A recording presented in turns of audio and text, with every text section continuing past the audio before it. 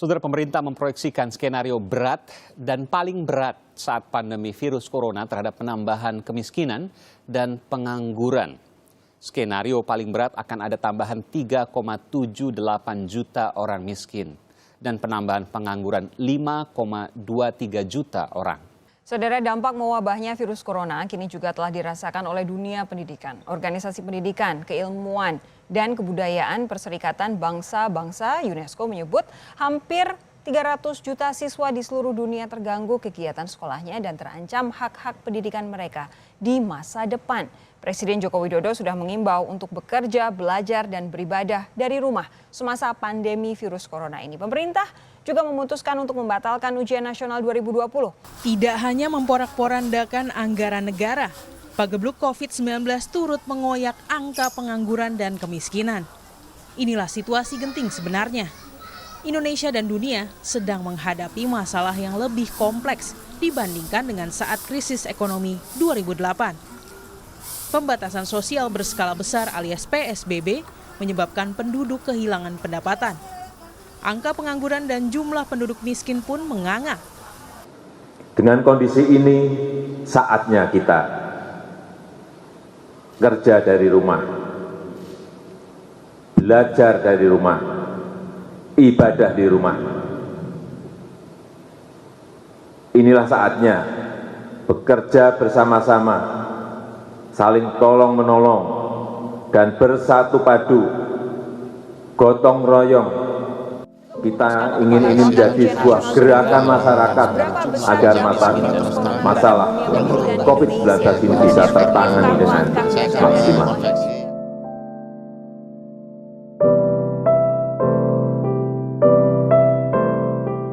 Halo, kalian apa kabar? Sudah lama tidak jumpa. 6 bulan lamanya pandemi corona menyerang tanah air. Merenggut puluhan ribu nyawa, melenyapkan kesempatan, membatasi pertemuan, dan membatalkan janji-janji kehidupan. Halo, kalian apa kabar? Sudah lama tidak bercerita. Apa saja yang kalian rasakan selama pandemi ini? Apakah itu hampa, sulit, sedih? Mungkin kita semua sepakat kalau memang pandemi ini begitu berat. Halo, kalian apa kabar? Sudah lama tidak berbagi kisah. Sebenarnya, apa sih hikmah di balik pandemi ini? Karena banyak sekali pepatah mengatakan selalu ada hikmah di balik setiap kejadian. Apakah itu artinya ada banyak pembelajaran terselipkan dalam setiap luka? Benarkah begitu? Halo, maukah kalian berbagi cerita kepadaku?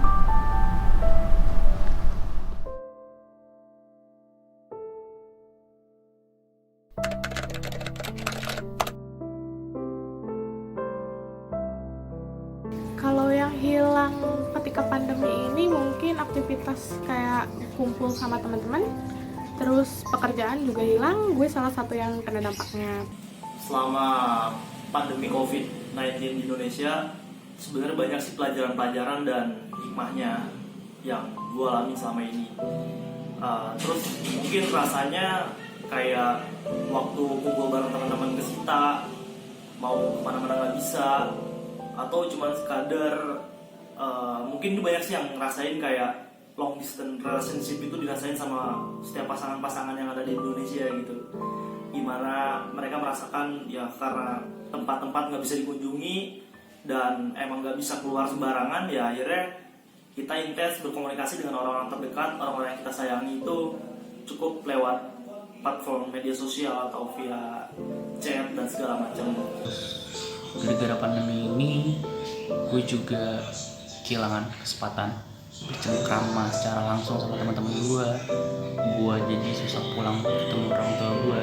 Gue merasakan banyak hal, tapi gue mencoba merangkum menjadi dua. Yang pertama, gue merasakan gue kehilangan waktu untuk berkegiatan di luar tentunya.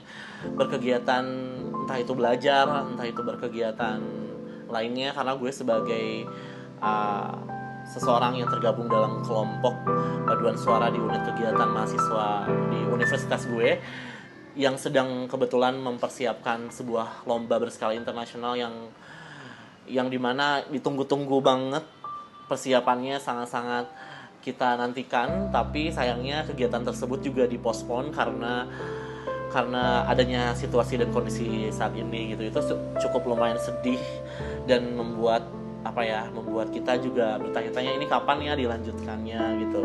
Itu sih yang paling teringat atau berkesan selama masa pandemik ini gitu. Dan yang kedua, gue juga merasakan intensitas gue sebagai manusia untuk berkomunikasi, bersosialisasi dengan sesama itu sangat-sangat kurang ketika gue tetap di rumah atau berdiam di rumah. Itu tuh beda halnya ketika kita ngomong langsung, ngobrol langsung, karena gue mungkin orangnya extrovert yang benar-benar gak bisa diem. Jadi gue tuh gak bisa kalau ngobrol di chat. Benar-benar kayak gue butuh teman yang gue bisa jorokin atau gue bisa sentil gitu orangnya langsung di tempat. Itu tuh hal-hal yang seperti itu tuh membuat kebahagiaan gue sebagai manusia berkurang ketika gue mengalami masa-masa yang sulit selama pandemik ini gitu.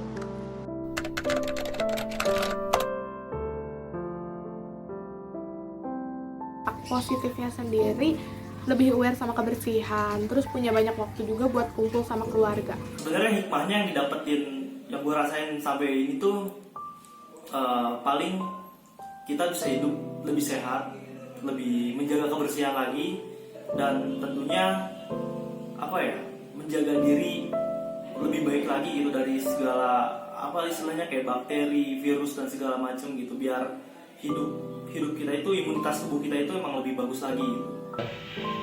Tapi gara-gara pandemi ini gue juga belajar ya dimana kita emang harus menjaga kebersihan dimanapun kita berada, sama mungkin kita bakal lebih menghargai apa arti sebuah pertemuan dibandingkan sama dunia maya yang kita sering bersosialisasi di sana.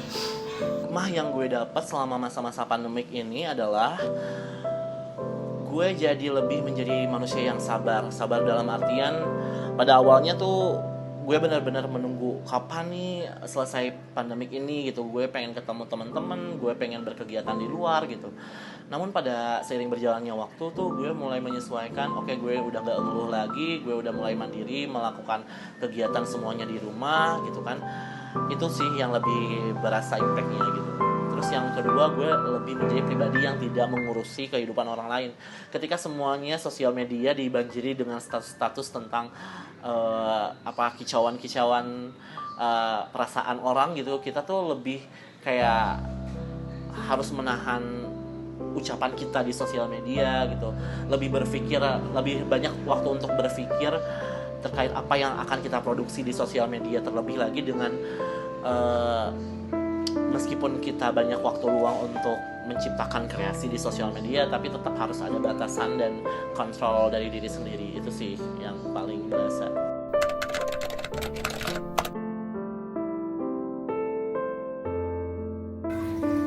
Kalau ditanya harapan dari pandemi ini sendiri, yang pasti harapannya semoga pandemi ini cepat berakhir, terus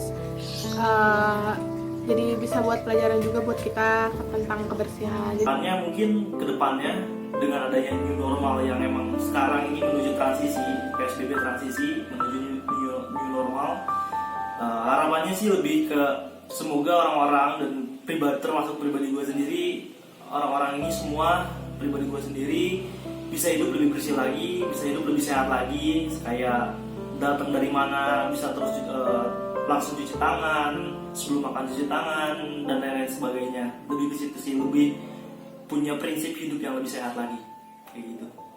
Selama pandemi ini yang gue rasain adalah gue lebih aware lagi sama kebersihan, lebih tepatnya ke kebersihan diri gue. pesan gue kepada seluruh teman-teman di belahan dunia manapun yang saat ini sedang menonton, jangan pernah mengeluh, karena survivor yang sesungguhnya itu mereka yang tidak pernah mengeluh. Dan banyak sekali peluang di luar sana, dan internet juga sudah memberikan akses kemana saja. Kalian bisa belajar di rumah, berjualan dari rumah gitu, berbelanja dari rumah, semuanya bisa dari rumah. Sampai kapanpun pandemik ini akan berlangsung, tetap jaga kesehatan kalian, tetap melakukan prosedur-prosedur untuk untuk menghindari menghindari berhadapan langsung dengan virus corona atau COVID-19. Stay safe dan selalu berpikiran positif. Itu sih dari gue.